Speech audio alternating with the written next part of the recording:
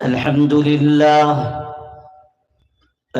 لله نحمده ونستعينه ونستغفره ونؤمن بالله ونتوكل عليه ونعوذ بالله من شرور أنفسنا ومن سيئات أعمالنا. من يهده الله فلا مضل له ومن يضلله فلا هادي له، ونشهد أن لا إله إلا الله وحده لا شريك له، ونشهد أن سيدنا وسندنا وحبيبنا وشفيعنا ومولانا ووسيلة يومنا وغدنا محمدا عبده ورسوله، صلوات الله وسلامه عليه وعلى آله وأصحابه وأزواجه وذرياته ومن تبعهم ودعا بدعوتهم وسلك مسلكهم أجمعين. أما بعد، فأعوذ بالله من الشيطان الرجيم. بسم الله الرحمن الرحيم. ولا تكونوا كالذين تفرقوا واختلفوا من بعد ما جاءتهم البينات. وقال تعالى: لا تنازعوا فتفشلوا وتذهب ريحكم واصبروا إن الله مع الصابرين. وقال النبي صلى الله عليه وسلم: ألا أخبركم بأفضل من درجة الصلاة والصيام والحج؟ قالوا: بلى يا رسول الله. قال عليه الصلاة والسلام: إصلاح ذات البين وفساد ذات البين الحالقة. لا أقول إنها تحلق الشعر بل تحلق الدين، أو كما قال عليه الصلاة والسلام۔ آج کے اس اجلاس کے صدر محترم جناب حافظ ذاکر صدیقی صاحب، حضرات علماء کرام، خاص طریقے پر محترم جناب مولانا تیمور ملی صاحب، جناب مولانا افسر صاحب، جناب مولانا ساجد صاحب، جناب مولانا اکبر صاحب، اسٹیج پر رونق افروز دیگر مہمانان کرام، اور آپ تمام قابل احترام بھائیوں، بزرگوں اور عزیز دوستوں،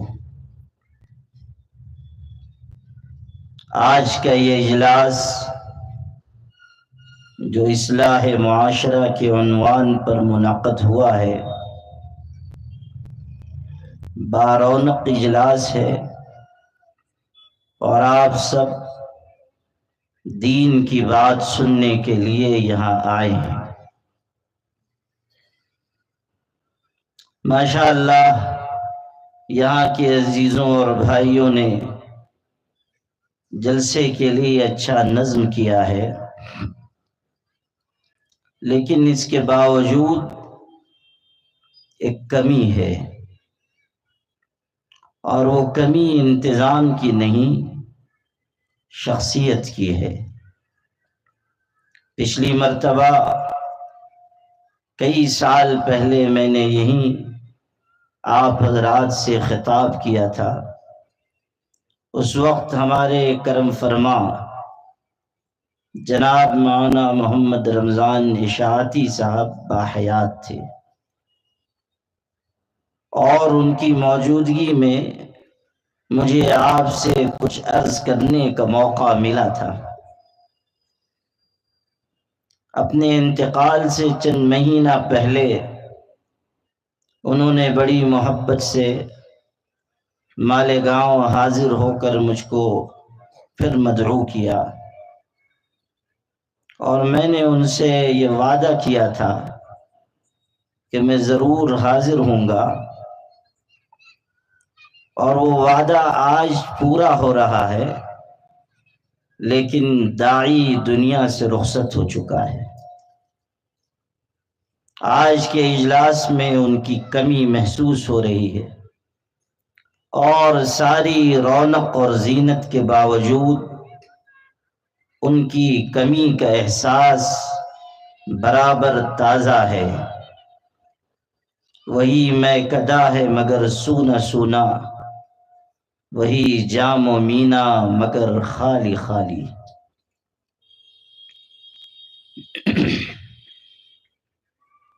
بہت اچھا ہوتا اگر آج کے اس اجلاس میں اس علاقے کی ممتاز علمی شخصیت حضرت مولانا عبد الرحمن ملی صاحب، استاذ جامعہ اشاعت العلوم عقل کنواں شریک ہوتے۔ ان کی خواہش بھی تھی، چاہت بھی تھی، اور تمنا بھی تھی، لیکن ہم مدرسے والوں کے ساتھ بڑی مجبوریاں ہوتی ہیں۔ چھٹی ختم تو ہم آزاد ہندوستان کے آزاد شہری ہونے کے باوجود قید ہو جاتے ہیں، اور بھاگ دوڑ کے مدرسے میں پہنچنا پڑتا ہے۔ انہوں نے بڑے افسوس کا اظہار کیا، اور مجھے بھی افسوس ہے۔ ان سے ہمارا بہت محبت کا رشتہ ہے، خون کا رشتہ نہیں، علم کا رشتہ ہے، اور یہ بھی اللہ کی تقدیر ہے اور اس کی تقسیم ہے کہ ایک چھوٹے سے گاؤں میں پیدا ہونے والا ایک بچہ عربی زبان میں مہارت حاصل کر کے اس درجے تک پہنچا کہ اس کی لکھی ہوئی عربی تحریریں عرب ملکوں میں پڑھی جاتی ہیں۔ اللہ تعالی مولانا عبد الرحمن صاحب کی عمر میں برکت عطا فرمائے، اور حضرت مولانا محمد رمضان اشاعتی صاحب کی مغفرت فرمائے۔ اللہ تعالی مولانا مرحوم کی روح کو اعلیٰ علیین میں جگہ عطا فرمائے۔ آج کا یہ اجلاس اصلاح معاشرہ کے عنوان پر ہے، اور اسی پر مجھے گفتگو کرنی ہے، اور اصلاح معاشرہ کا یہ عنوان تفصیلی ہے، لیکن ظاہر ہے وقت پر ہم لوگوں کو جلسہ ختم کرنا ہے، اور آپ کا بھی کوئی بھروسہ نہیں کہ ذرا لمبی تقریر ہو تو آپ پھر سے دکانوں پہ چلے جائیں، تو اس لیے اس خطرے کو بھی پیش نظر رکھنا ہے۔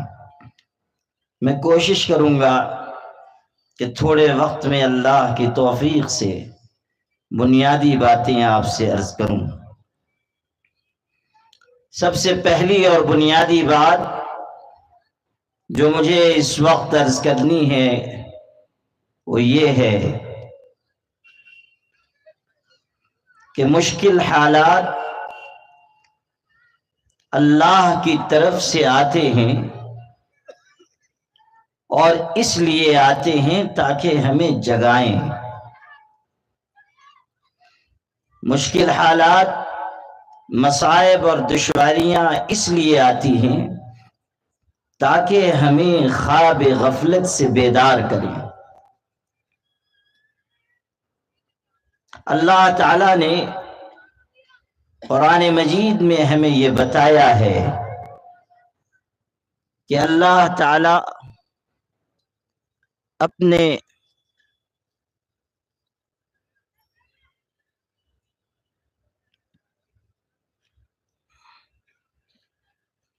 نہیں، یہاں کوئی اس میں وائر میں خلل ہو رہا ہے، وائر دیکھیے۔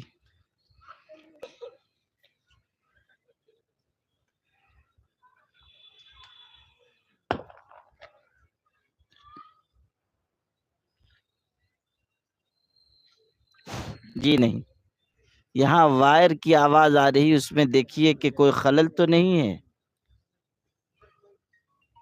وہ اٹھائیے، لائیے والا دیجیے۔ زندہ ہے یا وہ بھی فوت ہو گیا؟ ماشاء اللہ،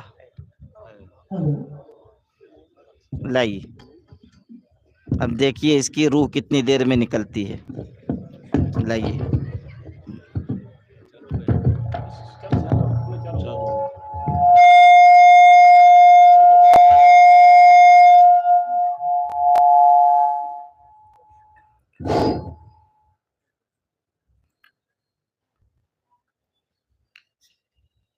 اللہ تعالیٰ نے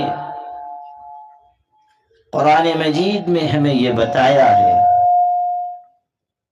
کہ اللہ تعالیٰ اپنے بندوں کی پکڑ فرماتا ہے، اور اس پکڑ کا مقصد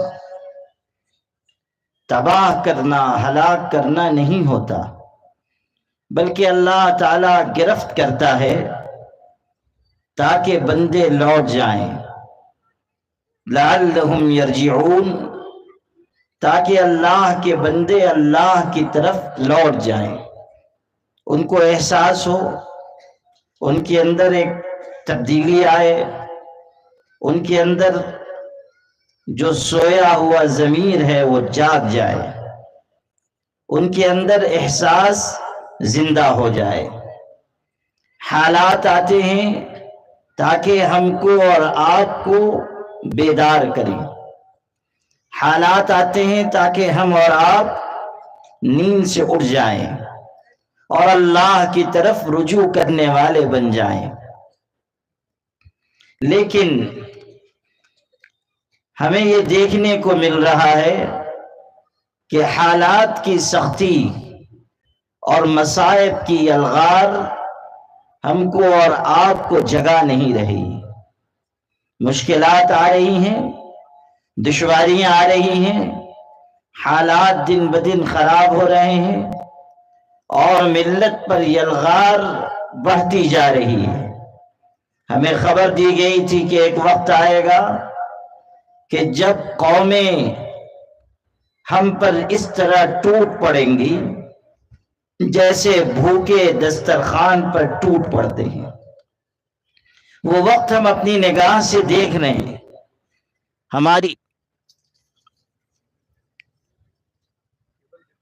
اس کو لگا دیجئے میرے بھائی، یہ لگتا ہے نہیں، اس کو شروع کریں گے تو شروع ہو جائے گا۔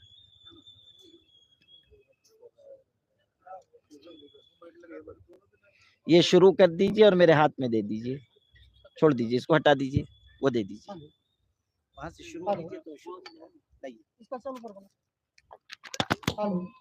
دے دیجئے، یہ دیجئے، نہ اس میں مت لگائیے، آپ مجھے ہاتھ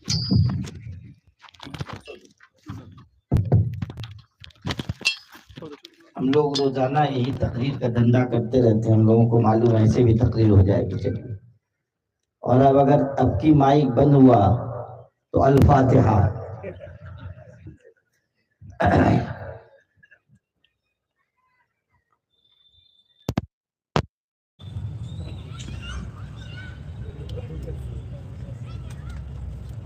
جو بات آپ سے عرض کر رہا تھا وہ بات یہ کہ جو حالات ہمارے سامنے ہیں اور جن میں دن بدن تبدیلی ہو رہی ہے اور مشکلات کی شدت بڑھ رہی ہے، اس کے باوجود ہمارے اندر کوئی تبدیلی نظر نہیں آتی، ہمارے سماج اور معاشرے میں کوئی تبدیلی نظر نہیں آتی۔ ہمارے نوجوانوں میں زندگی گزارنے کا طور طریقہ بدلتا نہیں. جو بے ڈھنگی روش کل تھی وہ آج بھی ہے، جو گناہ نافرمانیاں غلط کاریاں کل تھی وہ آج بھی ہیں. جس طرح کل زندگی گزاری جا رہی تھی آج بھی زندگی اسی طرح گزاری جا رہی ہے. غور کر لیجئے کہ اللہ تعالیٰ کی طرف سے جو حالات آ رہے ہیں وہ ہمیں جگانے کے لیے آ رہے ہیں، لیکن ہمارے اندر کچھ شعور پیدا ہو رہا ہے یا نہیں؟ ہمارے اندر کچھ احساس جاگ رہا ہے یا نہیں؟ یہاں علماء بھی ہیں، پڑھے لکھے لوگ بھی ہیں، خواص بھی ہیں، عام لوگ بھی ہیں. ہم شروع کریں یہاں سے کہ جو ہمارا خواص کا طبقہ ہے، کیا ان حالات کے پیش نظر ان کے اندر یہ شعور آ رہا ہے کہ ملت اسلامیہ کی سربلندی کے لیے انہیں کس طرح محنت کرنی ہے، کس طرح اپنی توانائیاں ان کو لگانی ہے؟ قرآن مجید کی ایک آیت میں آپ کو سناتا ہوں. اللہ تعالیٰ کا ارشاد ہے، اذا اردنا ان نهلك قرية امرنا مترفيها ففسقوا فيها فحق عليها القول فدمرناها تدمیرا. ارشاد فرمایا کہ جب ہم کسی بستی کو ہلاک کرنا چاہتے ہیں تو وہاں خوشحال لوگوں کی، مالداروں کی، پیسے والوں کی، عزت اور منصب والوں کی کثرت کر دیتے ہیں. پھر یہ ہوتا ہے کہ وہ گناہ کے راستے پر چل پڑتے ہیں، بے حیائی، عیاشی، نافرمانی، سرکشی. اس کا نتیجہ یہ نکلتا ہے کہ فحق علیہ القول، ہماری بات ثابت ہو جاتی ہے اور پھر ہم اس پوری بستی کو تباہ و برباد کر دیتے ہیں. یہ اشارہ کیا گیا کہ بگاڑ آتا ہے بڑوں میں پہلے آتا ہے، خواص میں آتا ہے. جو اونچا طبقہ ہے اس میں بگاڑ پیدا ہوتا ہے. جب کسی قوم کی پستی کے دن آئے اکبر، اونچے طبقے میں ہوئے عقل کے دشمن پیدا. میرے والد صاحب رحمۃ اللہ علیہ کہتے تھے کہ مچھلی جب بھی سڑتی ہے ہمیشہ سر کی طرف سے سڑتی ہے، نیچے سے نہیں خراب ہوتی، اوپر سے خراب ہوتی ہے. مطلب یہ کہ جب بگاڑ آتا ہے تو اونچے طبقے کی طرف سے نیچے کی طرف آتا ہے. پہلے یہ ہوگا کہ جو خواص کا طبقہ ہے اس کے اندر بے شعوری آئے گی، مفادات کا پاس و لحاظ آئے گا، اپنے لیے جینے کا مزاج آئے گا، ملت کی طرف سے نگاہ ہٹ جائے گی. یہ مزاج ہوگا کہ صرف ہم اپنے لیے زندگی گزاریں. حالات آئیں، مصائب آئیں، مشکلات آئیں، اس سے ہمیں لینا دینا نہیں. وہ مسئلہ عام لوگوں کا ہے. ہم کھاتے پیتے ہیں، خوشحال ہیں، ہمارے پاس پیسے ہیں، ہمارے پاس دکان ہے، ہمارے پاس تجارت ہے، ہمارے پاس ملازمت ہے، سماج میں ہماری عزت ہے. ہمیں کوئی ضرورت نہیں کہ ہم مصائب اور مشکلات کے وقت آگے بڑھیں، اپنی توانائیاں خرچ کریں. علماء ہیں، اللہ تعالیٰ نے ان کو ذمہ داری دی ہے کہ وہ قوم و ملت کو راستہ دکھائیں. اور اللہ کا شکر ہے کہ علماء یہ خدمت انجام دیتے ہیں. لیکن غور کر لیجئے کہ کتنی جگہوں پر ایسے علماء بھی ہیں جو خواص کا طبقہ ہے، علماء خواص ہیں. کتنے ایسے علماء آپ کو مل جائیں گے کہ جن کے اندر حسد کی بیماری ہے، جن کے اندر بدگمانیاں ہیں، جن کے اندر بغض بھرا ہوا ہے، جن کے اندر دشمنی بھری ہوئی ہے. کوئی عالم اگر ترقی کر رہا ہے وہ پریشان ہو جائیں گے. والد صاحب فرماتے تھے کلہاڑی میں جو لکڑی کا دستہ نہ ہوتا تو لکڑی کے کٹنے کا رستہ نہ ہوتا.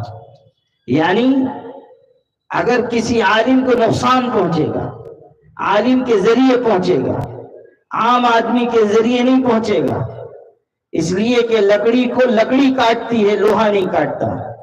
جب تک لکڑی کی پشت پناہی حاصل نہ ہو، لوہا لکڑی کو نہیں کاٹ سکتا۔ ہمیں غور کرنا ہوگا کہ جو خواص کا طبقہ ہے وہ اپنی ذمہ داری کو کتنا انجام دے رہا ہے۔ علماء کس قدر حالات پر نگاہ رکھنے والے ہیں، معاملات کو سمجھنے والے ہیں، اس کے مطابق رہبری کرنے والے ہیں۔ ہم میں سے ہر شخص کو غور کرنا ہوگا۔ قرآن میں ارشاد ہوا الذین یبلغون رسالات اللہ وَيَخْشَوْنَهُ وَلَا يَخْشَوْنَ أَحَدًا إِلَّا اللَّهِ۔ یہ فرائض بتائے جا رہے ہیں، یہ ذمہ داری بتائی جا رہی ہے کہ اللہ کا پیغام دنیا کے انسانوں تک پہنچائیں اور اللہ سے ڈریں۔ اللہ کے علاوہ دوسری قوتوں کا ڈر اپنے دل سے نکال دیں، کسی اور کے آگے نہ جھکیں، کسی اور کو طاقت و قوت کا سرچشمہ خیال نہ کریں، کسی اور کے آگے خوشامد کرنے والے نہ بنیں۔ یہ نہ ہو کہ مالداروں کے لیے ناک پوچھنے کا رومال بن رہے ہیں، یہ نہ ہو کہ علماء اپنی عزت نفس گروی رکھ کر پیسے والوں اور ثروت مند لوگوں کے لیے بچھے جا رہے ہوں۔ عالم کو عالمانہ شان کے ساتھ زندگی گزارنی چاہیے، اپنی بے نیازی، اپنی خودداری ہمیشہ قائم رکھنی چاہیے۔ یہ دنیا کے انسان ہمیں کیا دیں گے؟ ہم وہ طبقہ ہیں کہ اگر ہم پھٹے ہوئے بوریے پر بھی بیٹھیں تو ہماری نگاہ میں وہ بوریا تخت سلیمان سے بڑھ کر ہے۔ اللہ نے ہمیں وہ عزت عطا کی ہے، اللہ نے ہمیں وہ منصب عطا کیا ہے جو دنیا میں کسی کو نہیں ملا، اور وہ ہے وراثت نبوت کا منصب۔ اعلان کیا گیا ہے العلماء ورثۃ الانبیاء، نبیوں کے وارث اگر کوئی ہے تو علماء ہیں۔ اتنی بڑی ذمہ داری جن کے کندھوں پر ہے، انہیں چاہیے کہ وہ حالات پر نگاہ رکھیں، وہ معاملات کے لیے، ملی مسائل کے لیے آگے بڑھ کر آئیں، وہ بروقت صحیح رہنمائی کریں۔ اسی طرح جو ہمارا پڑھا لکھا طبقہ ہے، جو مالداروں کا طبقہ ہے، جو ثروت مند لوگوں کا طبقہ ہے، اس کی بھی ذمہ داری ہے کہ جہاں جس چیز کی ضرورت ہو وہ ملت کے لیے خرچ کریں۔ جہاں مال کی ضرورت وہاں مال لگائیں، جہاں وقت دینے کی ضرورت وہاں وقت لگائیں، جہاں صلاحیت کی ضرورت وہاں صلاحیت لگائیں۔ زندہ قومیں اور ملتیں ہمیشہ ایک دوسرے کی مدد اور تعاون سے آگے بڑھا کرتی ہیں، اور زندہ قومیں اور ملتیں ہمیشہ اتحاد و اتفاق کی برکت سے ترقی کرتی ہیں۔ جہاں انتشار آتا ہے، اگر گھر میں انتشار پیدا ہوا گھر ٹوٹے گا، اگر خاندان میں انتشار پیدا ہوا خاندان ٹوٹے گا، اگر محلے میں انتشار پیدا ہوا وہاں دوریاں پیدا ہوں گی، اگر بستی میں انتشار آیا اللہ کی رحمتیں اور برکتیں اس بستی سے روٹ جائیں گی، اور اگر کوئی قوم اختلاف کی راہ پر چلنے لگی تو پھر ان کی ظاہری ترقیات اس قوم کو کبھی آگے نہیں بڑھا سکتی۔ انتشار، آپس کا جھگڑا، آپس کی لڑائی ہم کو کمزور کرے گی، ہمیں نقصان پہنچائے گی۔ شروع میں نے قرآن پاک کی آیت پڑھی تھی، اللہ ارشاد فرما رہا ہے لا تنازعوا فَتَذْهَبَ رِيحُكُمْ وَاصْبِرُوا إِنَّ اللَّهَ مَعَ الصَّابِرِينَ۔ دیکھو آپس میں لڑائی جھگڑے نہ کرو، اختلاف نہ پیدا کرو، آپس میں ایک دوسرے سے بغاوت نہ کرو، ایک دوسرے کے خلاف نہ اٹھ کھڑے ہو۔ اگر تم ایسا کرو گے ناکام ہو جاؤ گے، تمہارا رعب، تمہاری دہشت تمہارے حریفوں اور دشمنوں کے دل سے نکل جائے گی۔ اگر تم ایک دوسرے سے لڑائی کرو گے کبھی ترقی نہیں کر سکو گے، کبھی آگے نہیں بڑھ سکو گے۔ اختلاف تمہاری کشتی کو پانی میں ڈبو دے گا، انتشار تمہیں بے موت مار دے گا۔ جس قوم کے اندر آپس کا جھگڑا، دشمنی، اختلاف اور انتشار ہو، اسے باہر کے دشمن کی ضرورت نہیں، اندر کا یہ دشمن اس کو مار کر کھا جائے گا۔ آپ کو میں یاد دلاؤں خاص طریقے پر یہ جو ہمارا علماء کا خواص کا طبقہ ہے کہ جس وقت ملک تقسیم ہو رہا تھا، ملک کی تقسیم کی بہت زیادہ مخالفت جس شخصیت نے کی تھی وہ حضرت مولانا ابو الکلام آزاد رحمۃ اللہ علیہ تھے۔ انہوں نے ملک کے وحدت پر زور دیا تھا، تقسیم ملک کے وہ مخالف تھے۔ وہ کہتے تھے ہمیں یہی رہنا ہے، یہی جینا ہے، یہی مرنا ہے، ہماری تقدیر اسی ملک کے ساتھ وابستہ کر دی گئی ہے۔ لیکن انگریزوں کی سازشوں کی وجہ سے ملک تقسیم ہوا، اور اس وقت دو فرقوں کے درمیان جو لڑائی پیدا کی گئی، اور انگریزوں نے وہ لڑائی پیدا کی تھی، ہندو بھائیوں کے درمیان، مسلمانوں کے درمیان جو نفرت کا بیج بویا وہ انگریز نے بویا تھا۔ اس کو اپنا اقتدار عزیز تھا، اسے اپنی کرسی بچانی تھی، اس لیے اس نے دو طبقوں کو لڑایا، اور اس لڑائی کے اثرات آج تک باقی ہیں۔ اور اب نفرت کا بیوپار کرنے والے لوگ اگرچہ کہ کالی چمڑی والے ہیں مگر گوری چمڑی والوں کے راستے پر چلنے کی کوشش کر رہے ہیں۔ یہ جو نفرت پھیلا رہے ہیں یہ اسی لیے کہ ان کو اقتدار عزیز ہے، اس لیے نہیں کہ ملک سے کوئی تعلق اور محبت ہے، اس لیے کہ نفرت کی بنیاد ان کی کرسی کو مستحکم کرے گی۔ جتنی جلد یہ بات مسلمان اور ہمارے ہندو بھائی سمجھ لیں اتنا اچھا ہے۔ مل جل کر رہنے میں، ایک دوسرے سے محبت کرنے میں، ایک دوسرے کے ہاتھ مضبوط کرنے میں ہماری بھی بھلائی اور اس ملک اور دیش کی بھی بھلائی ہے۔ نفرتیں ہمیشہ نقصان پہنچاتی ہیں۔ انگریزوں نے لڑایا تھا اور پھر ملک کو تقسیم کروایا۔ اب سنیے، جب ملک تقسیم ہوا اور بڑی تعداد میں مسلمان جا رہے تھے پڑوس کے ملک کی طرف، اس وقت مولانا ابو الکلام آزاد نے جامع مسجد دہلی کی سیڑھیوں سے ایک بہت زبردست اور مؤثر تقریر کی تھی۔ اس تقریر کا ایک جملہ سننے سے تعلق رکھتا ہے۔ یوں معلوم ہوتا ہے کہ اللہ کی لکھی ہوئی تقدیر کو وہ شخص اپنی زبان سے پڑھ کر سنا رہا ہے۔ اللہ کی لکھی ہوئی تقدیر کو پڑھ کر سنا رہا ہے، آنے والے حالات کی جو پیشن گوئی انہوں نے اس وقت کی تھی وہ حرف بحرف پوری ہوئی۔ اب سنیے، میں اس پوری تقریر کو نہیں دہرا رہا ہوں، لیکن صرف اس کا ایک جملہ آپ سے نقل کرنا چاہتا ہوں۔ مولانا ابو الکلام آزاد نے اس وقت کے مشکل حالات میں، اس وقت کی دشواریوں اور کٹھنائیوں میں یہ جملہ بہت زور دے کر مسلمانوں سے کہا تھا کہ وہ مسلمانوں سن لو اور یاد رکھو کہ تم کو تمہارے سوا کوئی زیر نہیں کر سکتا، تم کو تمہارے سوا کوئی شکست نہیں دے سکتا۔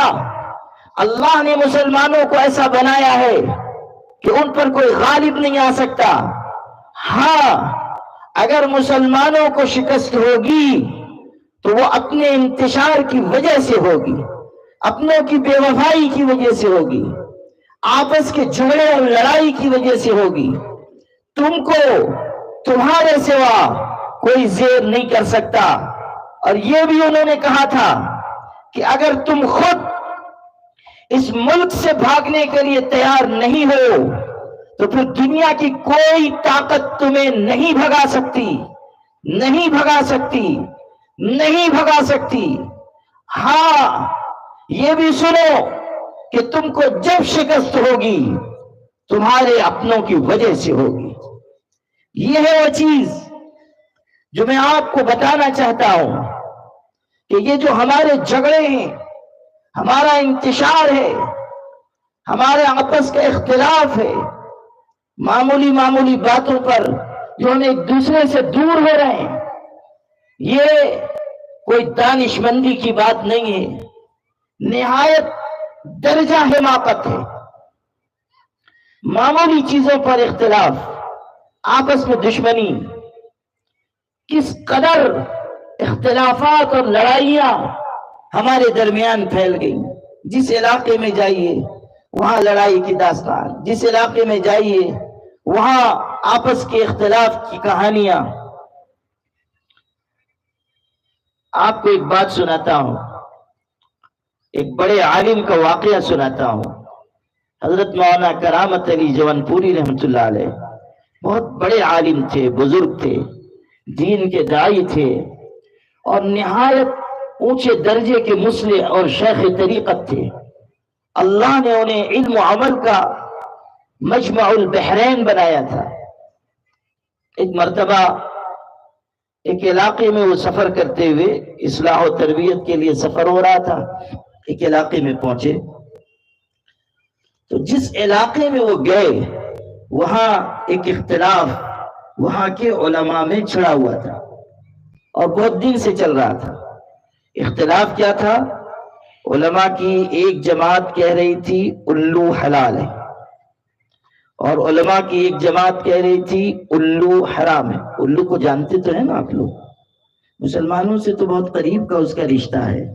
جس طرح رات کو وہ جاگتا ہے ہم لوگ بھی جاگتے ہیں، اور جیسے دن میں الو سوتا رہتا ہے ہم بھی اونگتے رہتے ہیں، ہم بھی سوتے رہتے ہیں۔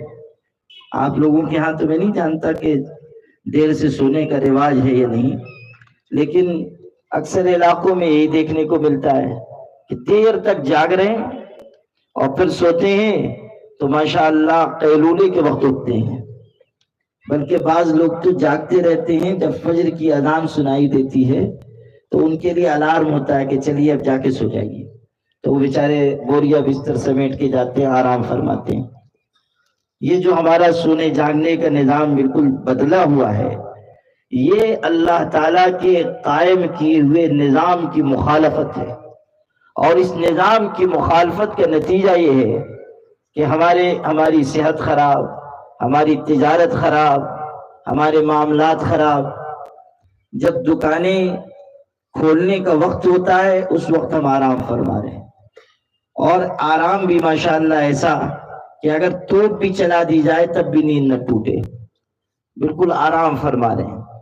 پھر 12 بجے اٹھ کے حضرت صاحبزادہ محترم جا رہے ہیں دکان پر، اور 12 بجے بھی استخارہ کرتے ہیں کہ جاؤں کہ نہیں جاؤں، 1 آدھ گھنٹہ اور آرام فرما لوں، پھر چل رہے ہیں دکان پر۔ تو یہ جو الو ہے یہ تو اس کی حرکت ہے کہ رات بھر جاگتا ہے اور دن کو سوتا ہے۔ تو یہ جو الو پرندہ ہے اس کے بارے میں وہاں کے علماء میں اختلاف ہوا۔ اختلاف یہ کہ ایک جماعت کہہ رہی ہے حلال، ایک جماعت کہہ رہی ہے حرام۔ جب حضرت مولانا کرامت علی جون پوری رحمۃ اللہ علیہ اس علاقے میں پہنچے تو ان دونوں طبقے کے علماء نے سوچا کہ یہ تو بہت بڑے عالم ہیں، بزرگ ہیں، چلو ان سے فیصلہ کروا لیتے۔ تو دونوں طبقے کے لوگ آئے، دونوں جماعتیں بیٹھ گئی۔ ایک نے دلائل دیے الو حلال ہے، دوسرے طبقے نے دلائل دیے الو حرام ہے، اور دونوں طرف سے ماشاءاللہ کتابیں نکال کے دکھائی گئی، حوالے دکھائے گئے، اور حضرت پوری بات سنتے رہے۔ جب پورا معاملہ سن چکے اور اب فیصلے کا وقت آیا تو حضرت نے بس ایک جملہ فیصلے کے طور پر ارشاد فرمایا، اور وہ بہت ہی خوبصورت جملہ تھا۔ لوگ منتظر تھے کہ الو کو حلال کہیں گے یا الو کو حرام کہیں گے، دونوں طبقے کے لوگ انتظار میں بیٹھے ہوئے ہیں، لیکن حضرت نے فرمایا تو یہ فرمایا کہ بھائی میں الوؤں کے جھگڑے میں پڑنا نہیں چاہتا۔ کیا فرمایا؟ میں الوؤں کے جھگڑے میں پڑنا نہیں چاہتا۔ آپ نے سمجھا کہ نہیں سمجھا؟ ارے امبا جوگائی والوں نہیں سمجھا، یعنی انہوں نے انڈائریکٹ وہ جو مولوی تھے ان کو کہا کہ تم الوؤں کے جھگڑے میں پڑنا نہیں چاہتا، کہ جب اتنی بات میں تم جھگڑ رہے ہو، لڑائی کر رہے ہو، ایک دوسرے سے اختلاف کر رہے ہو، ایسے نازک حالات میں بھی تمہارا یہ حال ہے تو تم سے بڑا الو کوئی ہو ہی نہیں سکتا. تو اس لیے فرمایا کہ میں الوؤں کے جھگڑے میں پڑھنا نہیں چاہتا. اندازہ کیجئے کہ یہ جملہ انہوں نے یہ احساس دلانے کے لیے فرمایا کہ ایسے وقت میں جب لوگوں کو اتحاد کی ضرورت ہو، اگر ان کو تقسیم کیا جا رہا ہے، بانٹا جا رہا ہے، ایک دوسرے سے دور کیا جا رہا ہے، معمولی باتوں پر اختلاف کیا جا رہا ہے، تو یہ اس بات کی علامت ہے کہ ہم اپنی ملت کے ساتھ نہایت ناانصافی کر رہے ہیں، ہم اپنی ملت کو نقصان پہنچا رہے ہیں. لوگ اکساتے ہیں، لوگ ورغلاتے ہیں، اور اس کے بعد ہم آپس کے جھگڑوں میں لگ جاتے ہیں. حالانکہ یاد رکھیے یہ آپس کا جھگڑا دین کو نقصان پہنچانے والی چیز ہے. میں نے شروع میں حضور صلی اللہ علیہ وسلم کی حدیث پڑھی. حضور فرما رہے ہیں الا اخبرکم بافضل من درجۃ الصلاۃ والصیام والحج، کیا میں تم کو نماز، روزے، حج سے بڑھ کر عمل نہ بتاؤں؟ آپ غور کیجئے، نماز، روزہ کتنی بڑی عبادتیں ہیں، لیکن حضور فرما رہے ہیں کیا اس سے بڑھ کر افضل عمل نہ بتاؤں؟ صحابہ نے کہا اللہ کے رسول ضرور بتائیے. آپ نے فرمایا مسلمانوں کے درمیان صلح کرانا ان اعمال سے بڑھ کر ہے. مسلمانوں کے درمیان صلح کرا دینا. اگر جھگڑا ہے، لڑائی ہے، اختلاف ہے، اگر دو گروہ ایک دوسرے سے ٹکرا رہے ہیں، اگر قوت کمزور ہو رہی ہے، تو تمہاری ذمہ داری ہے آگے بڑھو اور آپس کے اختلاف کو دور کرو، آپس کے جھگڑے کو مٹاؤ، آپس کے انتشار کو ختم کرو. پھر آپ نے اسی روایت میں آگے فرمایا اور اس ٹکڑے کو کان کھول کر سنو. ارشاد فرمایا وَفَسَادُ ذَاتِ الْبَيْنِ الْحَالِقَةِ، کہ آپس میں فساد برپا کرنا، آپس میں جھگڑنا، آپس میں لڑائی کرنا، یہ موم دینے والی چیز ہے. اور آپ نے خود اس کی تشریح فرمائی کہ یہ جھگڑے بال نہیں مومتے ہیں، یعنی جس طرح استورا بال کو موم دیتا ہے، تو فرمایا کہ یہ جھگڑے بال کو نہیں مومتے، یہ اللہ کے دین کو موم دیتے ہیں، یہ دین کو نقصان پہنچاتے ہیں، یہ دین کے لیے تباہی اور بربادی کا باعث بنتے ہیں. غور کیجئے کہ انسان کا دین نقصان پذیر ہوگا اگر آپس کا جھگڑا ہوگا. حضور صلی اللہ علیہ وسلم نے جھگڑے اور لڑائی کو اس قدر سخت چیز قرار دیا کہ اس سے دین کا نقصان ہوگا، دین کے اوپر آنچ آئے گی. اس لیے اگر کہیں لڑائی ہے آپس میں بیٹھ کر اختلاف کو دور کر دو. اور مسلمانوں کی ذمہ داری ہے، علماء کی، خواص کی، شہر کے سرکردہ لوگوں کی، بستی کے بڑے افراد کی، کہ وہ آگے بڑھیں اور آگے بڑھ کر دونوں طبقات میں اصلاح کرائیں، دونوں طبقوں کو ایک دوسرے سے جوڑیں. قرآن میں اللہ کا ارشاد پڑھیے انما المؤمنون اخوة فاصلحوا بین اخویکم واتقوا اللہ لعلکم ترحمون. سورہ حجرات میں 26ویں پارے میں اللہ تعالیٰ ارشاد فرما رہا ہے کہ تمام مسلمان آپس میں بھائی بھائی ہیں، تمام مومن آپس میں ایک دوسرے سے اخوت کا رشتہ رکھنے والے ہیں. فَأَصْلِحُوا بَيْنَ أَخَوَيْكُمْ، اس لیے تم اپنے بھائیوں کے درمیان صلح کرا دو، اپنے بھائیوں کے درمیان کے جھگڑے کو مٹا دو، اپنے بھائیوں کے انتشار کو دور کرو. فَأَصْلِحُوا بَيْنَ أَخَوَيْكُمْ وَاتَّقُوا اللَّهَ، اور اللہ سے ڈرو. یعنی آپس کے انتشار کو مٹانے کے لیے کسی ایک جانب نہ جھکو بلکہ حق اور انصاف کی بات کرو.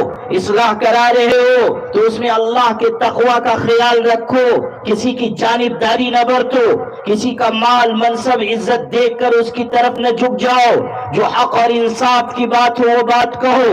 یا ایھا الذین آمنوا کونوا قوامین بالقسط شہداء للہ ولو علی انفسکم او الوالدین والاقربین.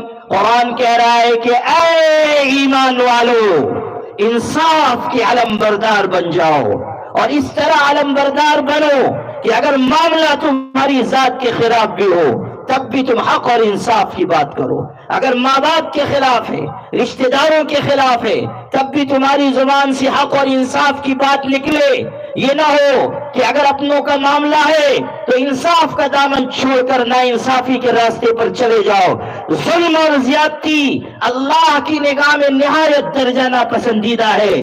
اگر ظلم کے راستے پر جاؤ گے، زیادتی کو اختیار کرو گے، خدا کی بارگاہ میں مجرم بن کر کھڑے ہوگے۔ حق اور انصاف کا تقاضا یہ ہے کہ اگر تمہارا کوئی رشتہ دار بھی تمہارے سامنے ہے تو اس وقت بھی وہ بات کہو جو حق اور انصاف کے معیار پر پوری اترنے والی ہے۔ حضور صلی اللہ علیہ وسلم کے زمانے میں بنو مخزوم قبیلے کی فاطمہ نام کی عورت نے چوری کی، غلطی ہو گئی، اس نے کچھ چیز چرا لی، پکڑی گئی، حضور کی خدمت میں مقدمہ آیا، آپ نے دلائل سنے، ثبوت و شواہد دیکھے اور آپ نے فیصلہ کیا کہ اس کا ہاتھ کاٹ دیا جائے، اس لیے کہ اس نے چوری کی ہے، جرم ثابت ہو گیا ہے، جرم ثابت ہو گیا۔ اور سن لیجئے، اسلام نے جو سزائیں مقرر کی ہیں وہ کوئی وحشیانہ سزائیں نہیں ہیں۔ دنیا کے لوگ کہتے ہیں کہ اسلام نے سزائیں نہایت سخت مقرر کر دی ہیں، اعتراض کرتے ہیں کہ ہاتھ کاٹ دیا جاتا ہے یا بدکاری کرنے والوں کو سنسار کیا جاتا ہے۔ بظاہر یہ سزائیں سخت معلوم ہوتی ہیں، لیکن اللہ سے بڑھ کر انصاف کرنے والا کوئی نہیں اور اللہ سے بڑھ کر بہتر نظام دینے والا کوئی نہیں۔ اگر اللہ نے سخت سزائیں مقرر کی ہیں تو اس لیے کی ہیں تاکہ جرم کا راستہ روک دیا جائے، تاکہ لوگ ہمت نہ کر سکیں، کوئی کسی کی عزت اور آبرو سے کھلواڑ نہ کرے۔ اگر سزائیں نرم اور ہلکی ہوں گی یا مجرموں کو یہ خیال ہوگا کہ ہم جرم کرنے کے بعد بھی بچ سکتے ہیں تو پھر کبھی جرم کا راستہ روکا نہیں جا سکتا۔ کتنے لوگ ہیں جو یہ کہتے تھے کہ اسلام نے بدکاری کی سزا نہایت سخت مقرر کی ہے، ظالمانہ سزا ہے، لیکن جب اسی ملک میں نربھیا کا کیس ہوا یا بعض لڑکیوں کے ساتھ ایسی زیادتی کی گئی کہ جس کی وجہ سے انسانوں کے ضمیر چیخ اٹھے، واقعات میڈیا میں آئے کہ اجتماعی عصمت دری کی گئی، نازک اعضاء پر وار کیے گئے، جسم کو ٹکڑے ٹکڑے کر دیا گیا، بدکاری تو ہوئی، قتل بھی کر دیا گیا اور نہایت درندگی کا ثبوت دیا گیا۔ ابھی کچھ ہفتے پہلے کلکتہ میں کیسی سخت واردات پیش آئی، ایسی وارداتیں عصمت دری کی جب اس ملک میں سامنے آئی تو وہی لوگ، وہی طبقہ جو کل تک یہ کہتا تھا کہ ایسے لوگوں کے لیے، زناکاروں کے لیے اسلام کی دی ہوئی سزا ظالمانہ ہے، وہی لوگ یہ کہنے پر مجبور ہوئے کہ ایسے ظالموں اور درندوں کے لیے وہی سزا مناسب ہے جو اسلام نے مقرر کی ہے۔ وہ مجبور ہوئے یہ کہنے پر کہ ایسے لوگوں کو جینے کا حق نہیں ہے جو کسی خاتون کے ساتھ ایسا درندگی کا سلوک کریں۔ میں اسی کے تناظر میں کہتا ہوں کہ دنیا چاہے جتنی ترقی کر جائے، سائنس اور ٹیکنالوجی اپنے اعلیٰ معیار کو پہنچ جائے، دنیا چاہے کتنے ہی آگے کیوں نہ بڑھ جائے، لیکن ایک وقت آئے گا کہ جب دنیا کو آستانے محمدی پر سجدہ ریز ہونا پڑے گا۔ آخری اللہ کی تقدیر کا فیصلہ یہی ہے کہ دنیا چاہے جہاں جائے، بالآخر اسے گھوم پھر کر وہی آنا ہے جہاں پہنچ کر تہذیب، جہاں پہنچ کر جہالت در کو چوم کر تہذیب کی شکل اختیار کرتی ہے۔ یہ ہے وہ چیز کہ اسلام نے اگر کوئی نظام بتایا ہے یوں ہوا میں نہیں بتایا۔ میں آپ کو واقعہ سنا رہا تھا کہ حضور صلی اللہ علیہ وسلم کی خدمت میں معاملہ آیا، آپ نے دلائل سنے، ثبوت سنے، پھر آپ نے کہا ہاتھ کاٹ دیا جائے۔ ان کے قبیلے کے لوگ پریشان ہو گئے کہ اگر ان کا ہاتھ کٹا ہماری ناک کٹ جائے گی۔ انہوں نے سفارش کے لیے حضرت اسامہ ابن زید سے کہا جو حضور صلی اللہ علیہ وسلم کے نہایت محبوب تھے۔ حضرت زید ابن حارثہ جو حضور کے منہ بولے بیٹے ہیں ان کے بیٹے تھے، اور حضرت اسامہ حضور کے محبوب کہلاتے تھے۔ جب یہ بات سامنے آئی ان کو سفارش کے لیے آگے کیا گیا اور وہ آئے، اور آ کر انہوں نے کہا اللہ کے رسول صلی اللہ علیہ وسلم آپ کچھ نرمی فرما دیں، سزا منسوخ کر دیں۔ ان کے قبیلے کے لوگ نہایت پریشان ہیں اور وہ اپنے لیے باعث ننگ و شرم و عار سمجھتے ہیں۔ اگر ان کے قبیلے کی عورت کا ہاتھ کٹ جائے. جب حضور کی خدمت میں یہ عرض کیا، حضور غصے سے سرخ ہو گئے اور آپ نے فرمایا اتشفع فی حد من حدود اللہ، اسامہ کیا تو اللہ کی حد کے بارے میں مجھ سے سفارش کرنے آیا ہے؟ تیری ہمت کیسے ہوئی؟ تجھے جرأت کیسے ہوئی؟ ہم سے پہلے کی قومیں اسی لیے ہلاک ہوئی کہ جب ان میں کوئی مال و اسباب والا جرم کرتا تھا اسے چھوڑ دیا جاتا تھا، اور کوئی غریب اور کمزور ہوتا تھا اس کو سزا دی جاتی تھی. انصاف کا تقاضا یہ ہے کہ ہر ایک کے ساتھ برابر کا سلوک ہو. پھر آپ نے فرمایا وَأَيْمُ اللَّهِ لَوْ سَرَقَتْ فَاطِمَةُ بِنْتُ مُحَمَّدْ لَقَطَعْتُ يَدَهَا، قسم بخدا اگر میری بیٹی فاطمہ بھی چوری کرتی تو میں اس کے بھی ہاتھ کاٹ دیتا. حق اور انصاف کا تقاضا یہ ہے. اور اسی کو قرآن نے کہا یا ایھا الذین آمنوا کونوا قوامین بالقسط شہداء للہ ولو علی انفسکم او الوالدین والاقربین. پڑھو اللہ کا زبردست کلام کہ کیسے اصول اور ضابطے سکھائے گئے اور کیسی بہترین تعلیمات دی گئی. تو جب معاملہ اختلاف کا آئے تو آگے بڑھ کر آپ صلح کرائیں اور اللہ سے ڈریں، کوئی جانبداری نہ برتیں. اسی کو قرآن میں، اسی کی ہدایت قرآن میں دی گئی وَاتَّقُوا اللَّهَ لَعَلَّكُمْ تُرْحَمُونَ. اور اس لیے یہ ہدایت ہے کہ اگر دشمنی ہوگی، جھگڑا ہوگا، آپس کا اختلاف ہوگا تو اللہ تعالیٰ کے یہاں سے مغفرت اور رحمت ان لوگوں کو نہیں ملے گی جن میں اختلاف ہے، جن میں جھگڑا ہے. مسلم شریف میں حدیث آئی ہے، حضور فرما رہے ہیں کہ جمعرات کے دن اور پیر کے دن، 2 دن بتایا، پیر کے دن اور جمعرات کے دن جنت کے دروازے کھولے جاتے ہیں، جنت کے دروازے کھولے جاتے ہیں. تفتح ابواب الجنت یوم الاثنین و یوم الخمیس. پیر کے دن، جمعرات کے دن جنت کے دروازے کھولے جاتے ہیں اور ہر اس شخص کی مغفرت ہوتی ہے جو شرک نہ کرے، جو اللہ تعالیٰ کے ساتھ کسی کو شریک نہ ٹھہرائے. البتہ اس شخص کی مغفرت نہیں ہوتی ہے جس کا اپنے بھائی سے دشمنی اور جھگڑا ہو، اس کی مغفرت نہیں ہوتی. صحیح حدیث آپ کو سنا رہا ہوں، حضور فرما رہے ہیں کہ ہر شخص کی مغفرت ہوتی ہے مگر اس کی نہیں جو اپنے بھائی سے جھگڑ رہا ہے، جو بغض رکھ رہا ہے، جو دشمنی رکھ رہا ہے، جس کے دل میں کینہ کپٹ ہے، اس کی مغفرت نہیں ہوتی. بلکہ کہا جاتا ہے انذروا ھذین حتی یصطلحا. 3 مرتبہ حضور نے یہ جملہ ارشاد فرمایا. یہ کہا جاتا ہے کہ ان دونوں کو جو جھگڑا کر رہے ہیں چھوڑ دو، ابھی ان کو ان کے حال پر چھوڑے رکھو یہاں تک کہ صلح کر لیں.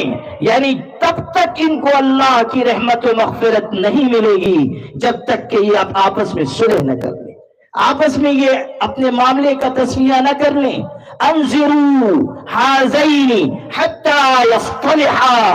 ان دونوں کو چھوڑ دو، ان دونوں کو ان کے حال پر چھوڑ دو جب تک کہ یہ صلح نہ کر لیں. سن لو مسلمانوں، نماز پڑھتے رہو گے، زکوٰۃ دیتے رہو گے، حج کرتے رہو گے، عمرہ کرتے رہو گے، قرآن پڑھتے رہو گے، ذکر کرتے رہو گے، لمبے کرتے پہنو گے، لمبی تسبیحات ہاتھ میں رکھو گے، تمہاری پیشانیوں پر سجدے کے نشان ہوں گے، تم سماج میں دیندار کہلاؤ گے، یہ سماج میں ذی اثر کہلاؤ گے، مال والے ہوگے، اسباب والے ہوگے، مکان و دکان کے مالک ہوگے، ثروت مند کہلاؤ گے. لیکن اگر تم جھگڑ رہے ہو تو سمجھ لو کہ اللہ کے ہاں سے مغفرت سے محرومی لکھ دی گئی. مغفرت سے محرومی کہا جائے گا انذروا ھذین حتی یصطلحا. چھوڑ دو ان کو ان کے حال پر یہاں تک کہ صلح کریں. حضور صلی اللہ علیہ وسلم یہ چاہتے تھے کہ امت بنے، امت میں امت پناہ آئے، امت میں اخوت آئے، امت میں محبت آئے، امت میں ایک دوسرے سے تعلق قائم ہو، امت ایک دوسرے سے جڑی رہے، صرف ایک بستی میں رہنے والے نہیں، کائنات کے آخری سرے پر بھی اگر کوئی مسلمان ہے اس کی بھی محبت ہمارے دل میں ہو۔ برازیل کے صحرا میں رہنے والا مسلمان ہو، اگر اس کے پیر کے تلوے میں کانٹا چبھے تو ہندوستان کا مسلمان اس کا درد اپنے دل میں محسوس کرے۔ حضور نے ایک امت بنائی تھی، اپنا خون جگر دے کر آپ نے ایک ملت قائم کی، آپ نے ایک امت قائم کی تاکہ یہ امت ایک دوسرے سے جڑی رہے، ایک دوسرے سے محبت کرے، ایک دوسرے کے دکھ درد کو پہچانے۔ افسوس کہ ہم نے اس اخوت کو جانا نہیں، ہم نے اس اخوت کو پہچانا نہیں، ہم نے اس اخوت کے تقاضوں کو نہیں سمجھا۔ آج سماج میں آپ نکل کر دیکھیے، چوک چوراہوں پر جا کر دیکھیے، مسلمان کھیل رہے ہیں، کود رہے ہیں، خوشیاں منا رہے ہیں، آتش بازی کر رہے ہیں، چھوٹے چھوٹی کامیابی پر فخر کا اظہار کر رہے ہیں۔ کہیں موبائل لے کر ہمارے نوجوان بیٹھے ہوئے ہیں، فلمیں دیکھ رہے ہیں، کہیں دکانوں پر رش لگا ہوا ہے، کھانے پینے کی محفلیں سجی ہوئی ہیں، لوگ اس طرح جی رہے ہیں جیسے کچھ ہوا نہیں۔ اگر اخوت ایمانی ہمارے اندر ہوتی تو آج یہ مناظر آپ کو دیکھنے کو نہ ملتے، اس لیے کہ فلسطین اس وقت بری طرح جل رہا ہے۔ اس وقت مسلمانوں کے اوپر جو حالات ہیں، ہم کہاں اس کا کوئی دکھ درد اپنے اندر محسوس کر رہے ہیں۔ ہمارے جوانوں سے میں پوچھتا ہوں کہ آج تم میچ دیکھنے میں لگے ہوئے ہو، کھیل تماشوں میں لگے ہوئے ہو، فلمی اداکاروں کے پیچھے شور مچاتے پھر رہے ہو، ناچنے گانے والی عورتوں کے سلسلے میں بیٹھ کر تبصرے کر رہے ہو، اس وقت جبکہ سینکڑوں مسلمان معصوم بچے قطاروں میں لگے ہوئے ہیں، آدھی سوکھی روٹی کے لیے، 2 گھونٹ پانی کے لیے۔ وہ بھی کلمہ گو مسلمان ہیں، وہ بھی اخوت ایمانی کے رشتے سے ہمارے دل کے قریب ہیں، لیکن ہم نے اس اخوت ایمانی کو نہ جانا۔ ایک طرف حال یہ ہے کہ پورا سال گزر گیا، ظلم و تشدد کا ننگا ناچ ناچا جا رہا ہے، پورا سال ہو چکا، ہفتے 2 ہفتے نہیں، مہینے 2 مہینے نہیں، سال گزر گیا۔ عید آئی گزری، بقرعید آئی گزری، عید پر جب مسلمانان عالم اپنے بچیوں کے لیے بازار سے چوڑیاں خرید رہے تھے، مسلمان فلسطین کے مسلمان باپ ملبے میں سے اپنی بچیوں کے کٹے ہوئے ہاتھ اور پیر تلاش کر رہے تھے۔ درد آپ نے سمجھا، آپ نے اخوت ایمانی کو محسوس کیا۔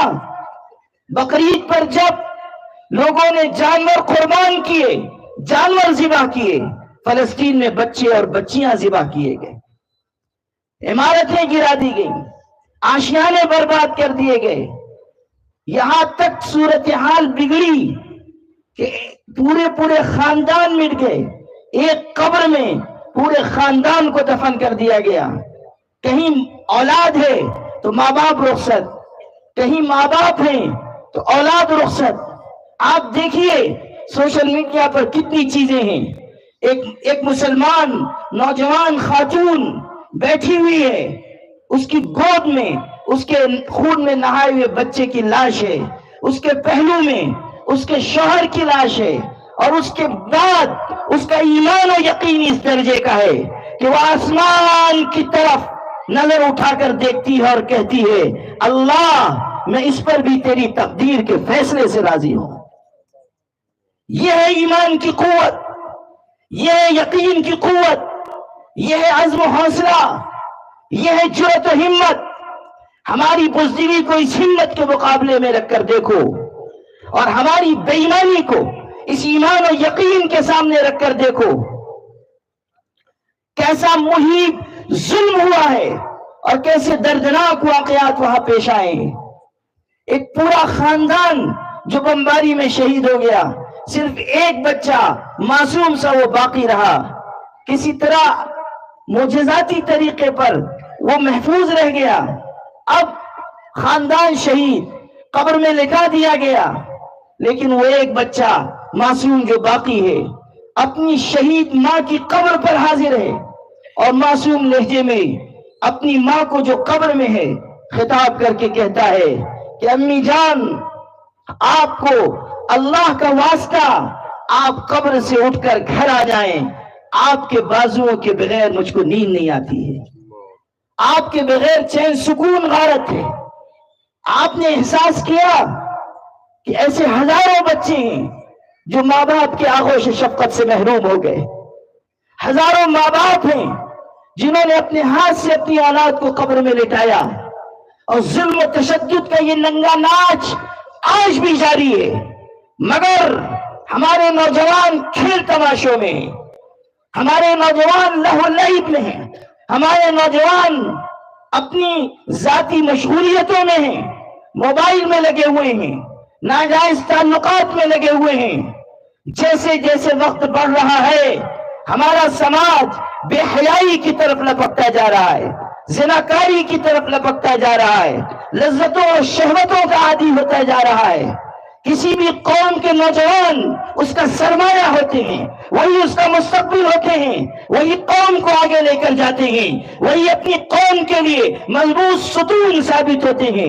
لیکن آج جن نوجوانوں کو اس قوم کا مستقبل بننا تھا، ملت اسلامیہ کا ذلیل مستقبل بننا تھا، وہ شہوتوں اور لذتوں میں ڈوبے جا رہے ہیں، وہ نافرمانی اور گناہ کی طرف لپکتے جا رہے ہیں، بغیر یہ خیال کیے ہوئے کہ دنیا کی تاریخ بتاتی ہے کہ جس قوم کو بدکاری کا گھن لگا اس گھن نے اس قوم کو اندر سے کھوکھلا کر دیا. دنیا کی تاریخ بتاتی ہے کہ بدکاری کے ساتھ، بے حیائی کے ساتھ، نافرمانیوں کے ساتھ کبھی کوئی قوم ترقی نہ کر سکی. آپ قرآن نہیں پڑھ رہے ہیں جس میں ارشاد ہو رہا ہے فَكُلًّا أَخَذْنَا بِذَنبِهِ فَمِنْهُمْ مَنْ أَرْسَلْنَا عَلَيْهِ حَاصِبًا وَمِنْهُمْ مَنْ أَخَذَتْهُ الصَّيْحَةُ وَمِنْهُمْ مَنْ خَسَفْنَا بِهِ الْأَرْضَ وَمِنْهُمْ مَنْ أَغْرَقْنَا وَمَا كَانَ اللَّهُ لِيَظْلِمَهُمْ وَلَكِنْ كَانُوا أَنفُسَهُمْ يَظْلِمُونَ. ایک آیت میں عذاب پانے والی قوموں کی برائیاں، ان کی خرابیاں، ان کا قصور، ان کی خطا، ان کی کمزوری، ان کی بے حیائی بیان ہوئی ہے، اور ان پر جو عذاب آیا وہ بیان ہوا ہے، اور بتایا گیا فَكُلًّا أَخَذْنَا بِذَنبِهِ.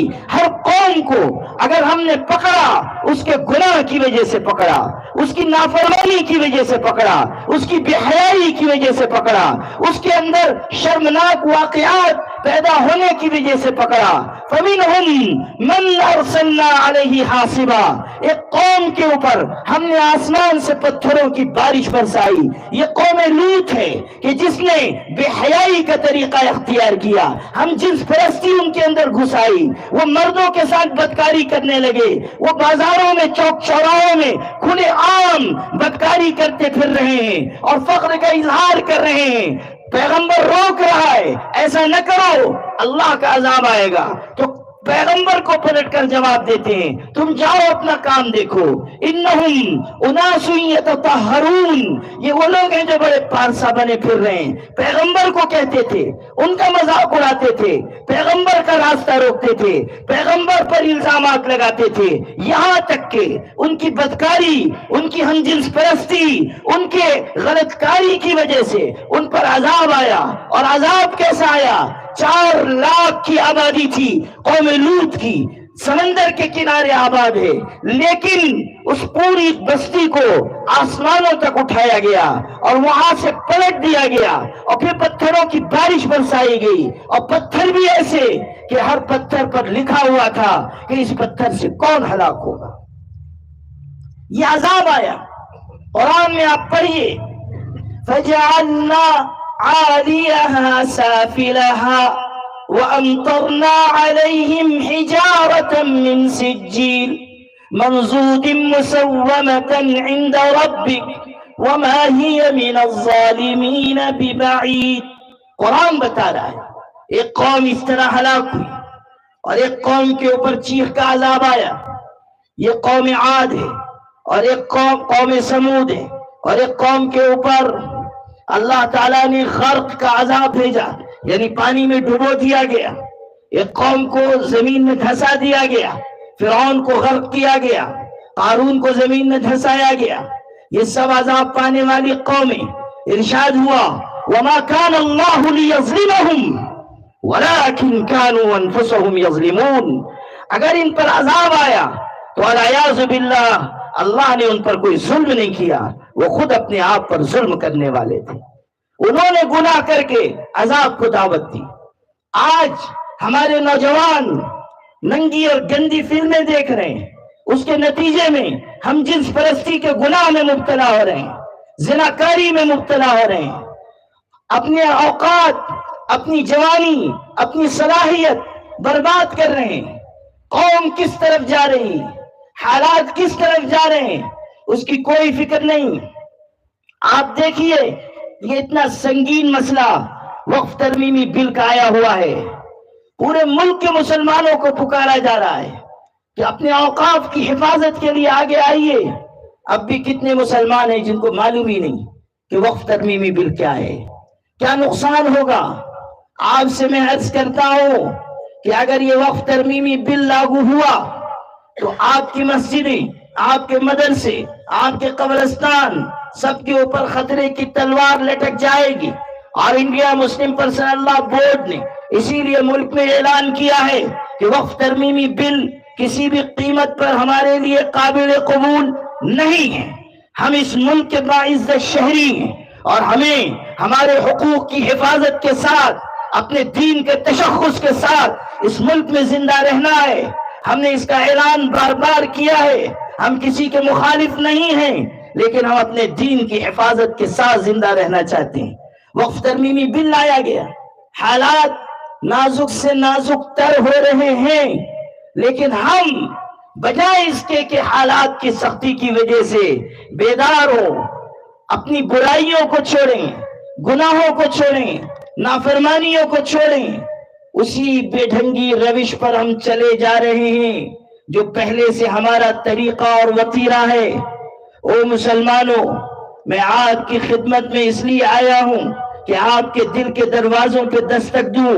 خواص کو بھی کہوں، عوام کو بھی کہوں، مردوں کو بھی کہوں، عورتوں کو بھی کہوں، عالموں کو بھی کہوں، ان پڑھ لوگوں کو بھی کہوں، عصری تعلیم یافتہ لوگوں سے بھی کہوں، عام ہمارے مسلمان بھائی، مزدور اور چھوٹے غریب اور چھوٹے پیشے اختیار کرنے والے ہمارے سارے مسلمان بھائی، سب سے یہ عرض کروں کہ آج کے حالات میں ملک و ملت کو درپیش ان مصائب اور مشکلات کے پیش نظر ہمیں جلد از جلد اللہ کے دین کی طرف، قرآن کی طرف، سنت رسول اللہ صلی اللہ علیہ وسلم کی طرف لوٹ جانا ہے. اگر آپ چاہتے ہیں آپ کی انفرادی زندگی اچھی ہو، اجتماعی زندگی اچھی ہو، آپ کی دنیا بہتر ہو، آپ کی آخرت بہتر ہو، تو آپ کو لازماً اللہ کی کتاب اور اللہ کے پاک رسول صلی اللہ علیہ وسلم کی سنت کی طرف لوٹنا ہوگا. یہی دو کامیابی کی بنیادیں ہیں جو ہمیں عطا کی گئی ہیں.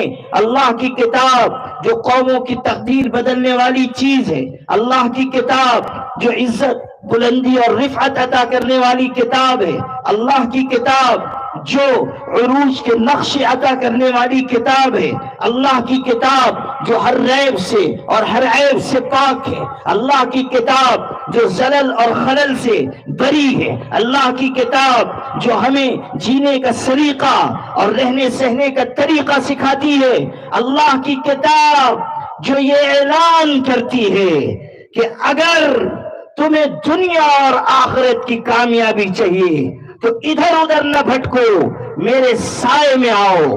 اللہ نے کامیابی میرے سائے میں رکھی، اللہ نے کامیابی میری تعلیمات میں رکھی. قرآن پاک کی طرف رجوع ہو، قرآن پاک سے ہمارا رشتہ مضبوط ہو، قرآن پاک ہم سمجھیں، قرآن پاک ہم سمجھائیں، قرآن پاک کی ہم تبلیغ کریں، قرآن پاک کو دوسروں تک پہنچائیں. ساری انسانیت کے زخموں کا مرہم، اس کے درد کی دوا، اس کی پریشانیوں کا حل، اس کی مشکلات کا سدباب اگر کہیں ہے وہ اللہ کی پاک کتاب میں ہے. ساری انسانیت کے زخموں کا مرہم اللہ کی پاک کتاب میں. یہ جو لوگ آج قرآن جلا رہے ہیں، یہ جو لوگ حضور صلی اللہ علیہ وسلم کی شان اقدس میں گستاخی کر رہے ہیں، انہیں نہیں معلوم کہ جس کتاب نے ان کے لیے رحمت کا مرہم فراہم کیا ہے، اور جس پیغمبر نے ساری انسانیت کے لیے رحمت کا پیغام دیا ہے، تم اسی کی خلاف، اسی کی مخالفت کر رہے ہو۔ اور یہ تو ہم جانتے ہیں کہ یہ جو آج ہمارے ملک میں ان سے کہلوایا جا رہا ہے، یہ ایک سیاسی پس منظر میں کہلوایا جا رہا ہے، اور یہ لوگ خود جو آج بدزبانی کر رہے ہیں، کل ان کو پتہ چلے گا کہ انہوں نے کیسی سنگین غلطی کی ہے۔ کائنات میں اگر سب سے زیادہ محبت کا پیغام عام کرنے والی کسی کی ہستی ہے تو ہمارے آقا حضرت محمد صلی اللہ علیہ وسلم ہے۔ اس کی زندگی نے زندگی کو زندگی بخشی، گلوں کو رنگ، مہر و ماہ کو تابندگی بخشی۔ اسے شمس الضحیٰ کہیے، اسے بدر الدجا کہیے، اس کی شریعت کا ادب مانے ہے کیا کہیے۔ دو چیزیں ہیں مسلمانوں، دو چیزیں ہیں جن کی طرف رجوع کرنا ہے، ایک اللہ کی کتاب اور دوسرے حضور کا مبارک طریقہ۔ دنیا یہ سمجھتی ہے کہ آگے بڑھنے میں کامیابی ہے، ہم یہ کہتے ہیں کہ پیچھے ہٹنے میں کامیابی ہے۔ دنیا یہ کہتی ہے کہ اقتدار میں کامیابی ہے، ہم کہتے ہیں محمد عربی کی غلامی میں کامیابی ہے۔ تیری معراج کہ تو لوح و قلم تک پہنچا، تیری معراج کہ تو لوح و قلم تک پہنچا، میری معراج کہ میں تیرے قدم تک پہنچا۔ حضور صلی اللہ علیہ وسلم کے قدموں میں ہماری معراج ہے، ساری انسانیت کی معراج ہے، ساری دنیا کی کامیابی حضور کے قدموں میں ہے۔ او مسلمانوں، اللہ کی طرف، اللہ کے پاک رسول کی طرف، کتاب اللہ کی طرف، سنت رسول اللہ صلی اللہ علیہ وسلم کی طرف لوٹ آؤ۔ ہر برائی سے اپنے آپ کو بچاؤ، بدکاری سے، سود سے، بے حیائی سے، نافرمانی سے، بے شرمی کے ہر عمل سے۔ کتنی مسلمان عورتیں بچت گٹ اسکیم کے نام پر ان کی عزتیں لٹ رہی ہیں، سود ان کے پیٹ میں پہنچ رہا ہے۔ اتنی بڑی تعداد میں مسلمان آباد ہیں، کیا ہماری یہ ذمہ داری نہیں کہ ہم اپنی کمزور بہنوں کے لیے خدمت کا نظام قائم کریں، کفالت کا نظام قائم کریں، بیواؤں کے بجھے ہوئے چولہے جلائیں، یتیموں کے سر پہ دست شفقت رکھیں۔ میں پھر دہراؤں گا کہ خواص کی ذمہ داری ہے، علماء کی، سرکردہ لوگوں کی، ثروت مند احباب کی، آپ کی ذمہ داری ہے کہ آپ ایسا نظام قائم کریں کہ کوئی بھوکے پیٹ نہ سوئے، کسی بیوہ کا چولہا بجھا نہ رہ جائے، کسی کو امداد مانگنے کے لیے کہیں ہاتھ نہ پھیلانا پڑے۔ ہمیں خدمتگار قوم بنایا گیا ہے، ہم خدمت کرنے والی امت بنیں، اسی میں ہماری کامیابی ہے۔ اگر ہم سودی نظام سے اپنی بہنوں کو بچانا چاہتے ہیں تو ہمیں آگے آنا ہوگا، ہمیں اپنے سرمایہ کا کچھ حصہ خرچ کرنا ہوگا۔ اگر ہم نے اخوت ایمانی کو سمجھائے تو ہمیں اس کے لیے وقت کی، صلاحیت کی، مال کی، سرمایہ کی کچھ قربانی دینی ہوگی۔ اسی کو قرآن پاک میں یوں بیان کیا گیا، وَأَنفِقُوا مِمَّا رَزَقْنَاكُم مِّن قَبْلِ أَن يَأْتِيَ أَحَدَكُمُ الْمَوْتُ، کہ اے ایمان والو، اس سے پہلے کہ موت آئے ہماری دی ہوئی روزی میں سے اللہ کے راستے میں خرچ کرو۔ یہ خرچ کرنا تمہیں کامیابی دلائے گا۔ بخاری کی روایت میں یابن آدم انفق علیک، حدیث قدسی ہے، حضور نقل کر رہے ہیں، اللہ فرماتا ہے اے آدم کے بیٹے تو خرچ کر، میں تجھ پر خرچ کروں گا، تو خرچ کر، میں تجھ پر خرچ کروں گا۔ خدمت کا نظام بنائیے اور اپنے اندر ایک جذبہ، ایک شعور، ایک بیداری پیدا کیجیے۔ الیکشن بھی قریب ہیں، آپ کی کوشش ہو زیادہ سے زیادہ ووٹنگ ہو، ووٹوں کی تقسیم سے بچا جائے۔ ہم کسی کے مخالف نہیں ہیں، لیکن ہمارے اندر ایک سیاسی شعور، ایک فکر، ایک توجہ، ایک سمجھداری آنی چاہیے۔ من حیث القوم، ہمیں قوم بن کر جینا چاہیے، من حیث الجماعت، ایک جماعت بن کر جینا چاہیے۔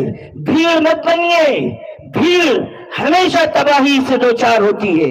ایک منظم جماعت بنیے کہ تنظیم کی قوت کے آگے بڑی بڑی قوتیں جھک جاتی ہیں۔ منظم ہوئیے، اپنے اندر تنظیم پیدا کیجئے، اپنے اندر اجتماعیت پیدا کیجئے، اپنے اندر وحدت پیدا کیجئے۔ قرآن کہہ رہا ہے وَاعْتَصِمُوا بِحَبْلِ اللَّهِ جَمِيعًا وَلَا تَفَرَّقُوا، اللہ کی رسی کو مضبوطی سے تھامو، گروہوں میں، ٹکڑیوں میں، جماعتوں میں تقسیم نہ ہو جاؤ، ڈیڑھ اینٹ کی مسجد الگ سے نہ بناؤ۔ اگر کوئی ایسا کرتا ہے، کوئی اس کو مجرم سمجھے یا نہ سمجھے، اللہ کی اور رسول اللہ کی نگاہ میں وہ مجرم ہے۔ من شذ شذ فی النار، جو اجتماعیت کو چھوڑتا ہے وہ جہنم میں بھی تنہا کر کے ڈالا جائے گا۔ حضور نے فرمایا علیکم بالجماعہ فإن ید اللہ علی الجماعہ، تم اجتماعیت کو لازم پکڑو، اس لیے کہ اللہ کی مدد اجتماعیت کے ساتھ ہے۔ ایک فیصلہ کر لیجئے اور اسی فیصلے کو ساری ملت تسلیم کرے، اسی کے پیچھے پیچھے ہم چلیں، اپنی فکر نہیں، اپنی سوچ نہیں، اپنا دماغ نہیں، بلکہ ایک فیصلہ جو ساری ملت کے لیے مناسب اور بہترین فیصلہ ہو، اس کو اختیار کر کے ہم آگے بڑھیں، وحدت و اجتماعیت کے ساتھ زندگی گزاریں۔ اسی میں ہماری کامیابی ہے، اسی میں ہماری سرخروئی ہے۔ اللہ ہم سب کو کتاب و سنت کی طرف رجوع نصیب فرمائے کہ یہی کامیابی کی شاہ کلید ہے۔ کی محمد سے وفا تو نے تو ہم تیرے ہیں، کی محمد سے وفا تو نے تو ہم تیرے ہیں، یہ جہاں چیز ہے کیا لوح و قلم تیرے ہیں۔ وآخر دعوانا ان الحمد للہ رب العالمین۔